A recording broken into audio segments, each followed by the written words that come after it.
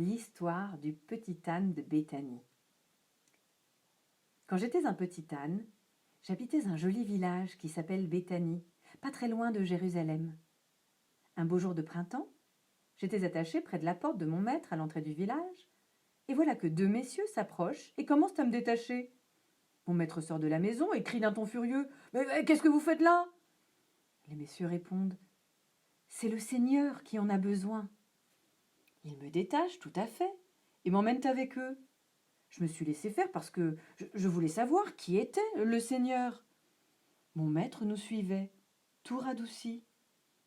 Et voilà que nous arrivons vers un groupe de gens assez nombreux. Nous nous arrêtons vers un homme qui était assis, un peu à l'écart. « Tiens, Jésus, regarde le joli petit âne que nous avons trouvé. » Celui qui s'appelle Jésus se lève, il me regarde et il me donne un baiser sur mon museau. Un des messieurs qui m'avait amené enlève son manteau, le met sur mon dos comme une selle, et voilà Jésus qui s'assoit sur moi à califourchon. Un petit coup de talon, et je comprends qu'il faut se mettre en route.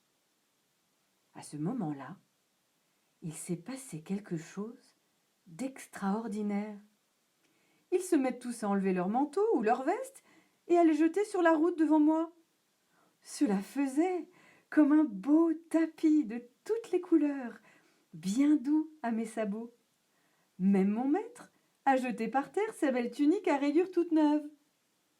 D'autres allaient couper des branches fleuries et les agiter en criant et en chantant « Hosanna au plus haut des cieux !» À un moment, nous sommes passés à côté d'un petit groupe de gens qui avaient l'air furieux. L'un d'eux a dit à Jésus « Empêche tes amis de te chanter Hosanna, c'est un chant pour un Dieu !» Mais Jésus leur a répondu « S'ils se taisent, ce sont les pierres du chemin qui vont se mettre à chanter. » Et nous sommes allés jusqu'au temple de Jérusalem. Nous avons parcouru les rues immenses.